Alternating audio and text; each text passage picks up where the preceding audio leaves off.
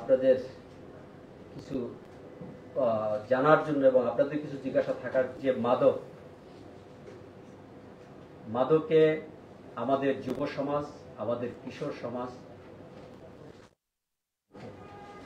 আজকে যে কিশোর গ্যাং আমরা দেখছি, কিশোর গ্যাং কারা, কিভাবে কিশোর গ্যাং করতে এবং বাংলাদেশ পুলিশ, ক্যাব, আনসার এবং আদার্স যত আইন শৃঙ্খলা বাহিনী আছে, মাদক নিয়ে আমরা বহু মামলা করেছি, বহু আসামি হয়েছি। আমরা কিন্তু কখনো কিন্তু মাদকের যে গডফাদার, এই গডফাদারদের আমরা করতে পারিনি।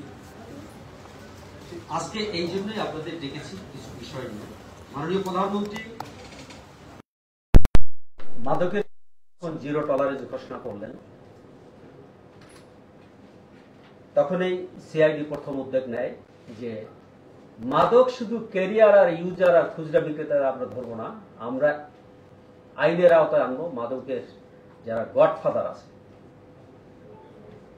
আমরা এই পর্যন্ত মাননীয় প্রধানমন্ত্রী ঘোষণার পর থেকে, স্মার্ট বাংলাদেশ ঘোষণার পর থেকে আমরা এ পর্যন্ত 35টি মামলার প্রকৃত মাদক গডফাদার, এই গডফাদারদের আমরা অ্যারেস্ট করতে সক্ষম হয়েছি, তাদের আইনের আওতায় আনতে সক্ষম হয়েছি। শুধু তাদের ব্যাংক অ্যাকাউন্ট আমরা ফ্রিজ করেছি, তাদের স্থাবর সম্পত্তি, বাড়ি, গাড়ি, জমি, এগুলি আমরা ফ্রিজ করেছি, ক্রোক করেছি। এই বাংলাদেশের সাধারণ মানুষের, বিশেষ করে যুব সমাজ এবং এই তরুণ সমাজদের এই বিষয়গুলি জানা উচিত। কারণ মুষ্টিমেয় কয়েকজন গডফাদারের কারণে, তাদের এই অবৈধ মাদক ব্যবসার কারণে আমাদের তরুণ সমাজ নষ্ট হয়ে যাচ্ছে, আমাদের তরুণ সমাজ কিশোর গ্যাংয়ে পরিণত হচ্ছে, আমাদের যুব সমাজ নষ্ট হয়ে যাচ্ছে। আপনারা দেখেছেন মাদকের টাকার অভাবে সন্তান বাবাকে খুন করেছে, এরকম করুণ ইতিহাস আপনারা দেখেছেন। এই বিষয়গুলি বিবেচনায় রেখে আজকে আমরা 10টি মামলা সংক্রান্তে আপনাদের ব্রিফ করব এবং 10টি মামলায় অবাক হওয়ার মতো যে 10টি মামলায় আমরা যে পরিমাণ 10টি মামলায় যে গডফাদার, এই গডফাদারদের আমরা অ্যারেস্ট করেছি এবং আমরা যে মামলাগুলি হাতে নিয়েছি, মামলাগুলি তদন্ত চলমান এবং কিছু চার্জশিট হয়েছে, কিছু আসামি অ্যারেস্ট হয়েছে, আবার কিছু মামলার চার্জ ফ্রেমও হয়েছে। তো আদালত আমাদের মামলার তদন্ত এবং চার্জশিট দেখে আমরা যখন যেভাবে আদালতকে উপস্থাপনা করেছি, আদালত সদয় হয়ে সেভাবে নির্দেশনা দিয়েছে। আমরা এই যাবৎ মোট 122 জন আসামিকে গ্রেফতার করেছি। এর মধ্যে এজাহার নামী হল 67 জন আর জামিনে আছে 20 জন।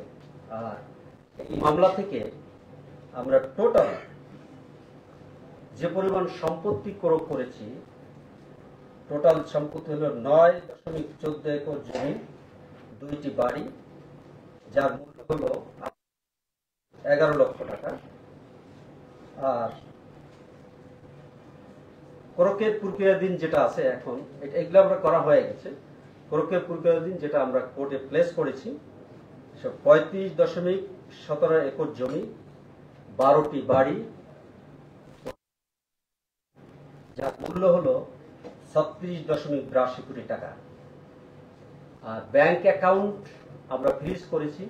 তো ব্যাংকে পেয়েছি আমরা এ পর্যন্ত 1,01,23,425 টাকা। আমরা কয়েকটা ব্যাংক অ্যাকাউন্ট ফ্রিজ করেছি। তো নর্মালি অবৈধভাবে মাদক থেকে অর্জিত যে টাকা, এই টাকা দিয়ে সাথে সাথে তারা অন্য ব্যবসায়, বিশেষ করে জায়গা জমি কেনে বা আত্মীয় স্বজনদের দেয় বা অনেকে। তো এই হিসাবে আমরা টোটাল 178,44 লক্ষ টাকার মালামাল আমরা ক্রয় এবং জব্দ এবং ফ্রিজ করেছি। তো উদ্দেশ্য হলো, দেখেন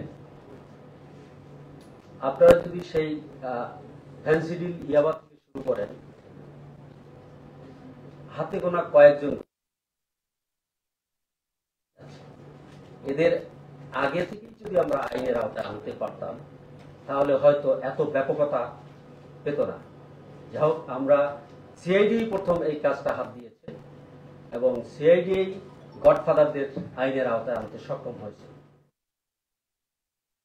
চাইব যে আপনারা যারা মিডিয়ায় কাজ করেন, মিডিয়ার কর্মী, আপনাদেরও দেখবেন করে বা চাকরি করে বিভিন্ন সঙ্গের সাথে মিশে তারা ডিরেল হয়ে যাচ্ছে, তারা মাদক আসক্ত হয়ে যাচ্ছে। নিশ্চয়ই এটা আপনারা কেউ চাইবেন না। এবং এই সমস্যাটা আমরা আজ বাংলাদেশে প্রায় ঘরেই দেখতে পাচ্ছি। আপনারা দেখেছেন অনেক হাই প্রোফাইলের লোক, সরকারের উচ্চ পর্যায়ের কর্মকর্তা, তাদের সন্তান নষ্ট হয়ে যাচ্ছে। এটা হতে দেওয়া যাবে না। আমরা চাইব যে আপনারা এটা ব্যাপক প্রচার করবেন এবং যুব সমাজকে একটি সঠিক রাস্তায় আনতে হবে এবং যারা এই অপরাধের সাথে জড়িত তারা যাতে কোনো রকম ছাড় না পায় সেই দিকে আমরা এই জুডিশিয়াল সিস্টেমে যারা জড়িত, বিশেষ করে তদন্ত, প্রসিকিউশন এবং জাজমেন্টে যারা জড়িত, আমরা প্রত্যাশা করব তারা সঠিক এবং সত্য ন্যায় বিচারটা করবেন।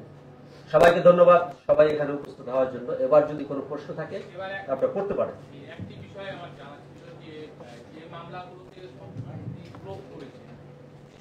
এটা কি আদালতের আদেশ ছিল না আপনারা নিজে হয় না? আচ্ছা, কোরকের বিষয়টা এটা আমি আরেকটু ক্লারিফাই করি।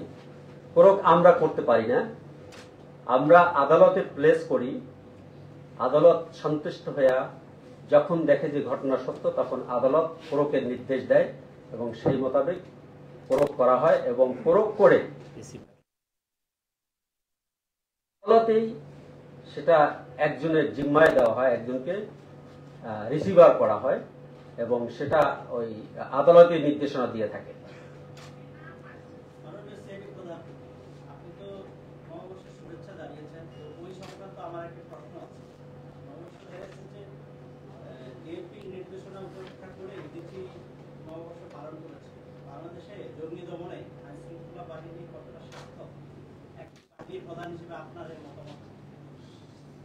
থ্যাংক ইউ, সুন্দর একটি প্রশ্ন করেছেন। অ্যাকচুয়ালি পয়লা বৈশাখ উপলক্ষে বাংলাদেশে এবং বিশেষ করে ওবিসি শিল্প গোষ্ঠী সংক্রান্ত বাংলাদেশে, বটমূল সংক্রান্তে বাংলাদেশে কি কি ঘটনাগুলি ঘটেছিল এগুলো আপনারা সবাই জানেন।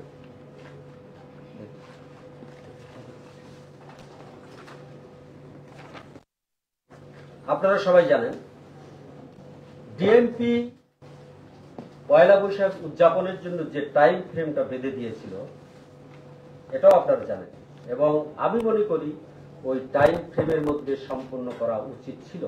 কারণ আপনারা জানেন যে যশোরে ওবিসি শিল্পী গোষ্ঠী 1999 সালে 10 জন নিহত হয়েছিল এই জঙ্গিদের বোমার হামলায় এবং 150 জনের অধিক আহত হয়েছিল।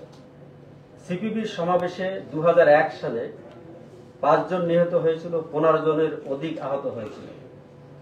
রমনার বটমূলে ছায়ানটে বোমা হামলায় 2001 সালে 10 জন নিহত হয়েছিল এবং 50 জন অধিক আহত হয়েছিল। এটা আপনারা জানেন। গোপালগঞ্জ বানিয়াচং গির্জায় 2001 সালে 10 জন নিহত এবং 50 জনের অধিক আহত হয়। ময়মনসিংহে 4টি সিনেমা হলে বোমা হামলা হয়, এটা আপনারা জানেন, এবং সেখানে শিশু ও নারী সহ 18 জন নিহত হয়। এরকম আরো আছে। 21শে গ্রেনেড হামলায় 24 জন নিহত হয়, 500 জনের অধিক আহত হয়। 17ই আগস্ট দেশব্যাপী 63টি জেলায় সিরিজ বোমা হামলা হয়। আমরা আইন শৃঙ্খলা বাহিনী নিশ্চয়ই তাদের ইন্টেলিজেন্স আছে, কোথায় কি হবে, কি ঘটবে, সেই হিসাব নিকাশ করেই আইন শৃঙ্খলা বাহিনী একটা টাইম ফ্রেম বেঁধে দিয়েছে যে এই সময় থেকে এই সময়ের মধ্যে আপনারা প্রোগ্রাম করবেন। সেটাকে ভায়োলেট করে পরবর্তীতে করা, এটা আসলে কতটা সমীচীন আমি আসলে এটা সাধারণ মানুষের কাছেই আমরা বলবো যে এটা কতটা যৌক্তিক। কারণ আইন শৃঙ্খলা বাহিনী যখন একটা সময় বেঁধে দেয় তখন ওই সময়ের মধ্যে শেষ করা উচিত, সম্পূর্ণ করা উচিত। তা না হলে এই যে যে ঘটনাগুলি ঘটেছে আমরা দেখলাম 2001 সালের 3টা ঘটনা, 2002 সালের ঘটনা, 2004 সালের ঘটনা বিবেচনায় নিয়ে ডিএমপি কর্তৃক যে সময় শিডিউল বেঁধে দিয়েছিল ওইটার মধ্যে সম্পূর্ণ করাই যৌক্তিক বলে আমি মনে করছি।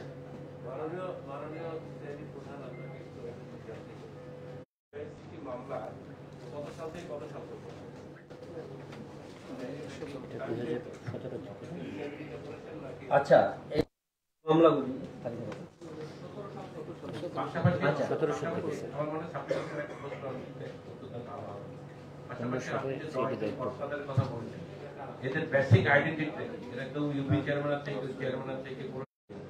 মাদকের উপর যারা দীর্ঘদিন ধরে এই ধরাছোঁয়ার বাইরে থাকে এরকম আমরা পেয়েছি, এরকম আমরা 22 জনকে পেয়েছি। এই 10টা মামলায় আমরা 10 জনকে পেয়েছি। এদের বেসিক্যালি কোনো আইডেন্টিটি নেই, এরা অ্যাবসলিউটলি অপরাধী। আপনি যে প্রশ্নটা করেছেন যে উপজেলা চেয়ারম্যান বা ইউনিয়ন পরিষদের চেয়ারম্যান, আমরা এরকম দেখি নাই, আমরা ওই হিসাবে ট্রিট করি না। আমরা ট্রিট করি যে অপরাধী সে প্রকৃত অপরাধী। এবং আমাদের এই যে 10 জন, এই 10 জনের মধ্যে এরা প্রফেশনাল মাদক ব্যবসায়ী। এদের মধ্যে আমরা ওই উপজেলা চেয়ারম্যানও পাইনি, চেয়ারম্যানও পাইনি, তারা অ্যাবসলিউটলি মাদক ব্যবসায়ী।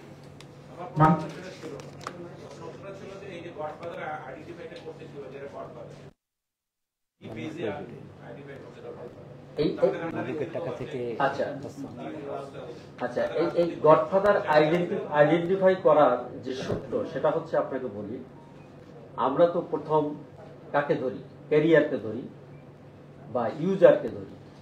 এখন ক্যারিয়ার কার মাদক সে ক্যারি করছে, কাকে সে টাকা দিচ্ছে, এটা তো ক্যারিয়ারকে ইনভেস্টিগেশন করলে, ক্যারিয়ারকে ইন্টারোগেশন করলে আমরা পেয়ে যাই। Simple calculation.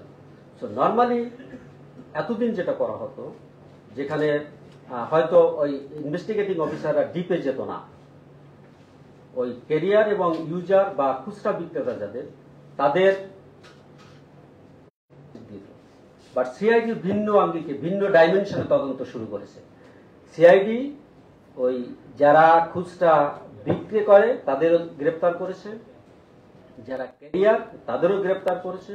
এবং ক্যারিয়ারকে ইন্টারোগেশন করতে গিয়ে আমরা দেখি যে যেসব লোকদের নাম বেড়ে আসে তাদের পিসিপিআর যখন আমরা টান দিই, তাদের কল লিস্ট যখন আমরা দেখি যে কোথায় কোথায় সে যোগাযোগ করছে, কোথায় কোথায় তার কমিউনিকেশন, তার ব্যাংক অ্যাকাউন্ট যখন আমরা দেখি যে একটা লোক জমা হচ্ছে, ট্রানজাকশনগুলি যখন আমরা দেখি, তখনই কিন্তু আমাদের ইনভেস্টিগেশনের ক্লুগুলো আমরা পেয়ে যাই। এবং যখন তাকে ইন্টারোগেশন করা হয় তখন ইন্টারোগেশন করে দেখা যায় যে তার অন্য কোনো ব্যবসা নেই, অন্য কোনো ব্যবসা নেই। যখন বললাম যে ব্যবসা নাই, তাহলে এই টাকা কিভাবে আসে, তখন সে বলতে বাধ্য হয় যে আমি এই খাত থেকে এই টাকা পেয়েছি। তো এটা ইজি বের করা যায়। সো আমরা যে ডাইমেনশনটা যে স্টার্ট করেছি, জানেন যে মাননীয় প্রধানমন্ত্রী 2012 সনে প্রথম মানি লন্ডারিং অ্যাক্ট করে এবং সেটাকে অ্যামেন্ডমেন্ট করে 2015-তে। হ্যাঁ, এবং 2015-তে অ্যামেন্ডমেন্ট করার পরে 2019-এ ওটাকে বিধির আওতায় নিয়ে আসা, মানে প্রসিডিউরগুলি। সেখানে টোটাল 27টি প্রেডিকেট অফেন্স আছে। 27টি প্রেডিকেট অফেন্সের মধ্যে 18টি প্রেডিকেট অফেন্স সিআইডি সরাসরি একক ইনভেস্টিগেশন করবে। তার মধ্যে মাদক থেকে অর্জিত প্রেডিকেট অফেন্স, হিউম্যান ট্রাফিকিং থেকে প্রেডিকেট অফেন্স, কিলিং থেকে অর্থ উপার্জন, যেটা এই যে কাজগুলি, এইগুলো অ্যাবসলিউটলি প্রেডিকেট অফেন্স।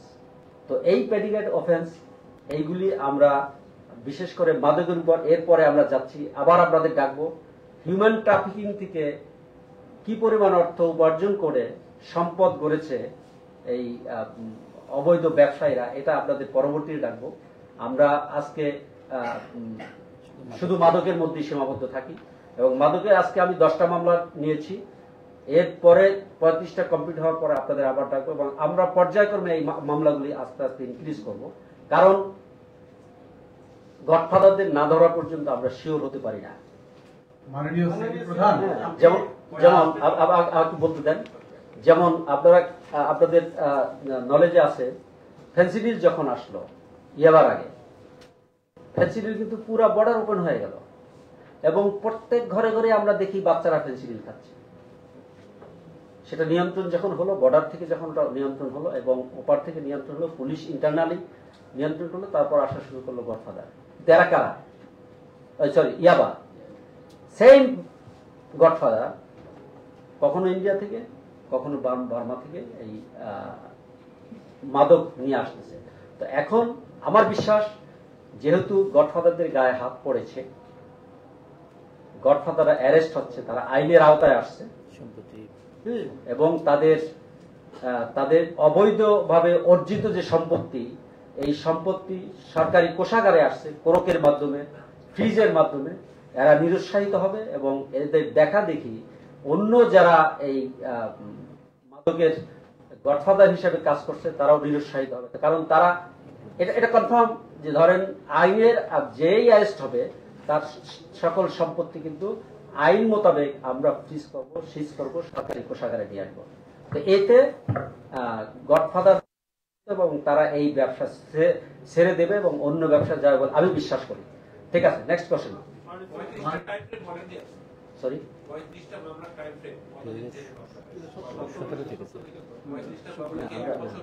না আমি বলি এই মামলাগুলি শুরু হয়েছে, আইন হয়েছে 2019-এ, বিধি হয়েছে 2019-এ। আমরা 2019 থেকে করেছি, বাট ইফেক্টিভলি কার্যক্রমটা শুরু হয়েছে আমাদের 2022 এবং 23-এ।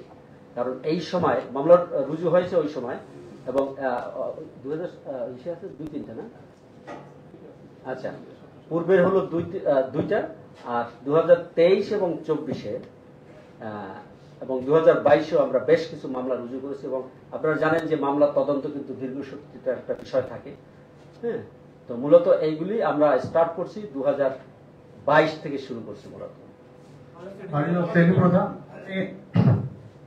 যাদেরকে 10 জনকে আমরা দেখছি অ্যারেস্ট কিংবা মামলায় তাদের নাম এসেছে টেকনাফ কিংবা কক্সবাজার বেসড এরা, কিন্তু আমরা টেকনাফ কিংবা কক্সবাজার বেসড এইসব মাদক যারা কারবারি, এদের ক্ষেত্রে প্রধান হোতা হিসেবে আমরা বৌদি কিংবা তার ভাই, এদের নাম আমরা শুনে থাকি।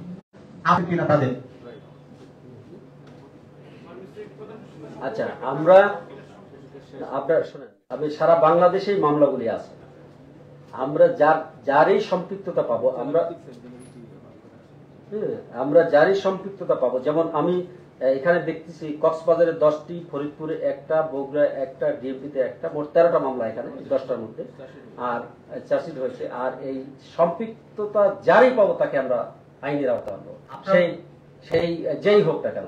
আপনারা তো তদন্ত করছেন এবং অনেক আগে ভাইদের নাম বেশ কয়েকবার এসেছে, অনেক সংস্থা কাজ করেছে, সাংবাদিকরা কাজ করেছে, কিন্তু আপনাদের এবং সে স্বরাষ্ট্র মন্ত্রণালয়ের তালিকাভুক্ত, আপনাদের এই ইনভেস্টিগেশনে বৌদি কিংবা তার ভাইদের কোন ধরনের সংশ্লিষ্টতা কি আপনারা পাননি? অবশ্যই আমরা যেটাই আমরা পাবো সেটাই আমরা নেব। যেমন তার ভাই যদি পেয়েছি কি আব্দুল শুকুর, তাই না?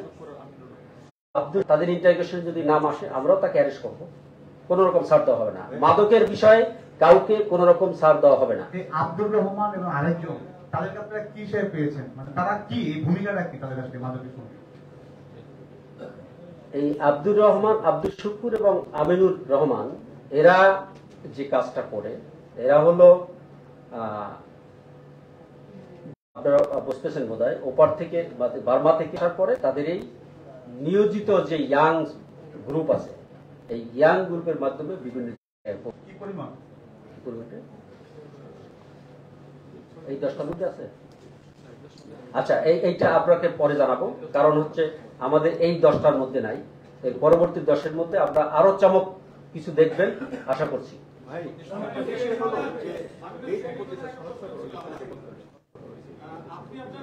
আচ্ছা আচ্ছা, একটা বিষয় বলি, আমি বলতে চাই নাই, তারপর আপনি যেহেতু বলেছেন, এটা আমরা পরবর্তী যখন আপনাদের সাথে প্রোগ্রাম করব তখন তাদের অলরেডি আমরা 6.9 একর সম্পত্তি শনাক্ত করেছি। কারণ আপনারা জানেন যে ল্যান্ড জমি জমা এটা কিন্তু এখনো ডিজিটালাইজড হয় নাই। সঙ্গত কারণে সংশ্লিষ্ট সার্ভেয়ার কি বলে এক্সিলেন্ট অফিস বা ভূমি রেকর্ড অফিসে, হ্যাঁ, ওখানে যোগাযোগ করে বের করতে হবে। আমরা এ পর্যন্ত যেটা পেয়েছি ওই পরিবারের ওই অন্য মামলা, এটা আমরা নেক্সটে বলবো, এখন আপনাদের বলতে চাচ্ছি না। 6.9 একর সম্পত্তি পেয়েছি, আরো পেয়েছি 40% জমি যার মূল্য 1 কোটি টাকা ইত্যাদিতে, এটা আমরা পরবর্তীতে বলবো। এইটা শোনেন, আমরা আরেকটা বিষয় আপনাদের রিকোয়েস্ট করি, আমরা যে 10টা বিষয় এখন দেখাচ্ছি এই 10টা আমাদের গ্রিভের মধ্যে আইনগতভাবে আমরা কোর্ট থেকে পারমিশন নিয়ে এগুলো করেছি, বাকিগুলি মানে প্রক্রিয়াধীন আছে। এইটা আপনারা লেখেন না, প্রক্রিয়াধীন। আমরা যখন এটা ফ্রিজ এবং সিজ করে ফেলবো তখন লিখবেন, তখন লিখলে এটা আইনগতভাবে বৈধতা ঠিক থাকে। বিশাল একটা জায়গা জুড়ে মাদকের যে সাম্রাজ্যটা দখল করে আছে, আসলে তাদের যে পরিধিটা কি পেয়েছে? পরিধিটা বাস্তবতা হলো, এটা তো আপনারা জানেন যে বাংলাদেশের 64 জেলায় এই ব্যবসাটা আছে। এখন ইতিপূর্বে তো যেহেতু মামলা হয়েছে অনেক, যেমন আপনারা 80,000-85,000 মাদক মামলা হয়েছে, কিন্তু গডফাদারদের কেউ টাচ করেনি। এখন যেহেতু আমরা গডফাদারদের টাচ করা শুরু করেছি, দেখি কতগুলি পাই, জানাবো আপনাদের। প্লিজ প্লিজ বলেন। আপনার ভাষ্য অনুযায়ী, আপনি কিছুক্ষণ আগে আপনার ভাষ্য অনুযায়ী বলেছেন যে অনেক তদন্ত করতে গিয়ে, মাদকের তদন্ত করতে গিয়ে তদন্তকারী কর্মকর্তারা প্রাথমিকভাবে শেষ পর্যন্ত ক্যারিয়ার পর্যন্ত থাকে, ইউজার এবং ক্যারিয়ার পর্যন্ত থাকে, এর পরবর্তীতে যেতে চায় না। করে এই 10টা মামলা তদন্ত করে গডফাদার পর্যন্ত এসেছেন, তো এই প্রশাসনে তদন্ত ক্যারিয়ার পর্যন্ত থেমে যাওয়ার কারণটা কি? আপনি কি পেয়েছেন আপনার?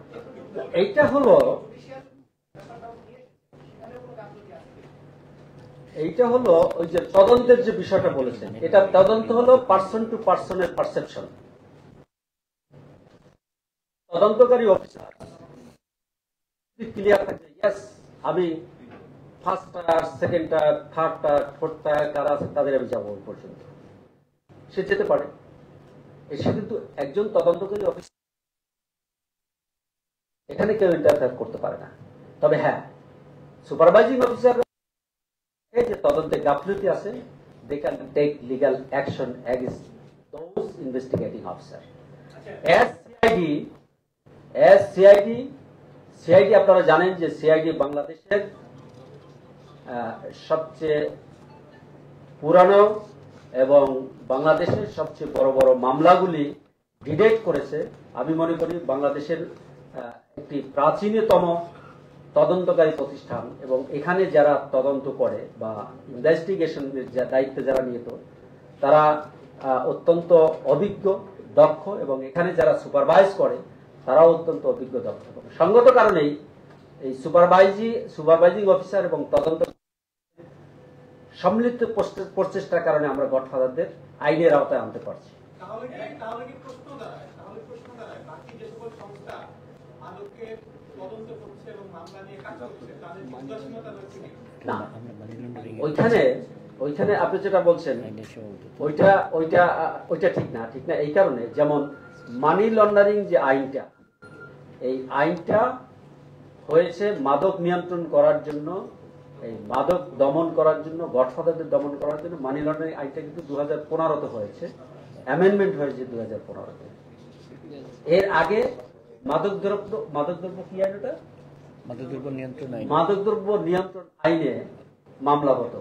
বাট এইটা specially money laundering specially assigned by the CID। সঙ্গত কারণে CID যে ইকুইপমেন্ট আছে, এই ইকুইপমেন্ট কিন্তু CID ইউজ করবে, এবং এইটা কিন্তু আমরা ইউজ করে স্টার্ট করছি আপনার declaration of the smart Bangladesh.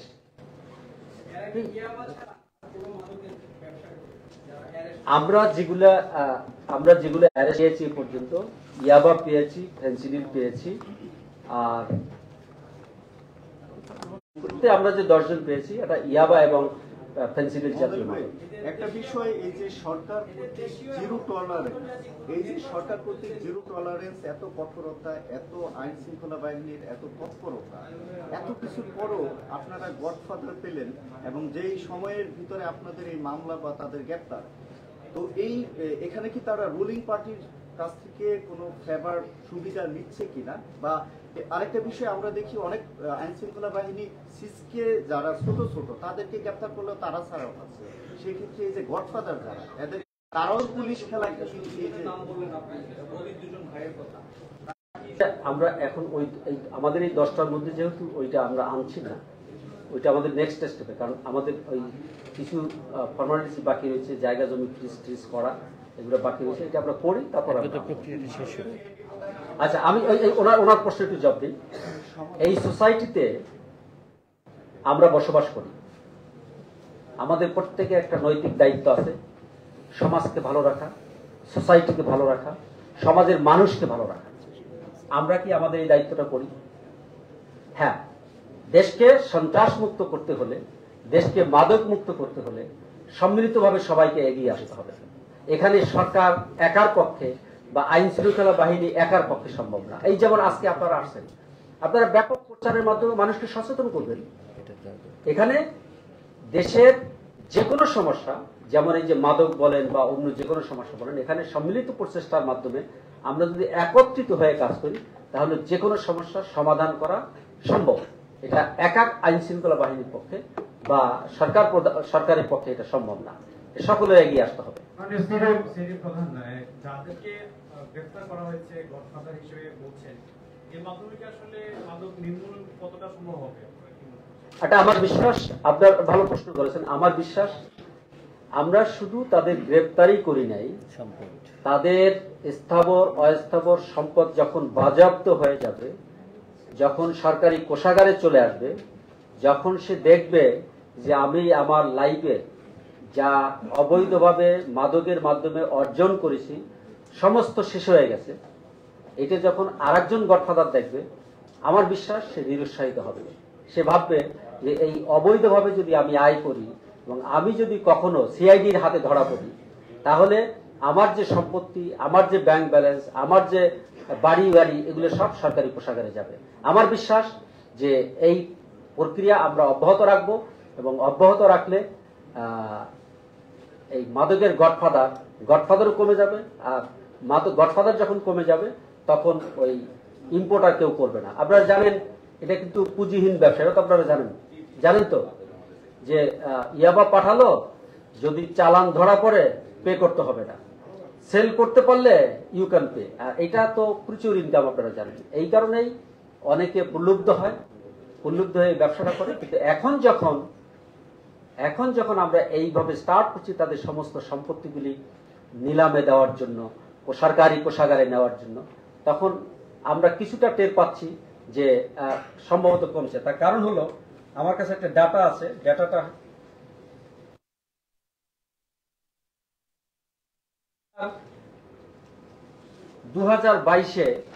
Total মামলা হয়েছিল 672, তারপরে 2021-এ 80,675, আর এখন আমরা দেখতেছি 2023-এ 76,403। অবশ্য এই ডাটাকে, এটা ডাটা, আমার মনে হয় যে আমরা যদি এই ধারাকে অব্যাহত রাখি এবং গডফাদারদের যদি আইনের আওতায় আনতে পারি এবং তাদের সম্পত্তি যদি বাজেয়াপ্ত করা যায়, তাহলে নিশ্চয়ই মাদক, আমরা বলতে পারবো যে মাদক যে ব্যবসায়ী, এই মাদক ব্যবসা দিয়ে আমরা নির্মূল করতে সক্ষম হব। আপনাদের অনেক প্রশ্ন আছে। হ্যাঁ, আপনি একটা যে প্রতি বছর গড়ে 80,000 মাদক উদ্ধার সংক্রান্ত মামলা রুজু হয়ে থাকে। এক লাইনে আছে যে বাংলাদেশে গড়ে প্রতি বছর প্রায় 80,000 মাদক হেডকোয়ার্টার বিজিবি মামলা করে, পুলিশ মামলা করে, police means all unit of police. এটা টোটাল একটা পরিসংখ্যান। আপনি যে পয়েন্টটা বলেছেন এইটার উপর বেস করে, হোয়াট ইজ ইউর কোশ্চেন? এর বাইরে কি আমরা তো পরিসংখ্যানের বাইরে কথা বলতে পারি না। কিছু ধরা পড়ে, কিছু ধরা পড়ে না। হ্যাঁ, এটা হয়তো, হ্যাঁ, এটা আপনার সাথে আমি একমত যে সবকিছুই 100% যে আইন শৃঙ্খলা নিয়ন্ত্রণকারী বাহিনীর কাছে রিপোর্ট হয় বা তারা তল্লাশি করে উদ্ধার করতে পারে, হয়তো এর বাইরেও থাকতে পারে। এর বাইরে থাকাটাই স্বাভাবিক। হুম। আপনারা যে কাজ করেছেন, এই যে 10টা মামলায় তদন্ত করছেন, তাদের সম্পত্তি ভোগ করেছেন, নিঃসন্দেহে রাজস্ব খাতের অনেক সম্পদ জমা হচ্ছে। রাইট, এটা সিআইডির জন্য অনেক বড় একটা অ্যাচিভমেন্ট। হ্যাঁ, আমরা জানতে চাচ্ছি যে আমি এই যে এরকম ভৌতিকভাবে বিভিন্ন জায়গায় হঠাৎ করে অনেকেরই বাড়ি ঘর করে ফেলছে, অনেকেই আপনার কোনো অর্থ সম্পদ আয় রোজগার নাই, দেশের বিভিন্ন জায়গায় এরকম বিশাল অট্টালিকা হয়েছে অনেক জায়গায়। আপনারা এগুলো বুঝে দেখবেন কিনা ওদের সাথে মাদকের সম্পৃক্ততা আছে? এবং তারা Thank you very much.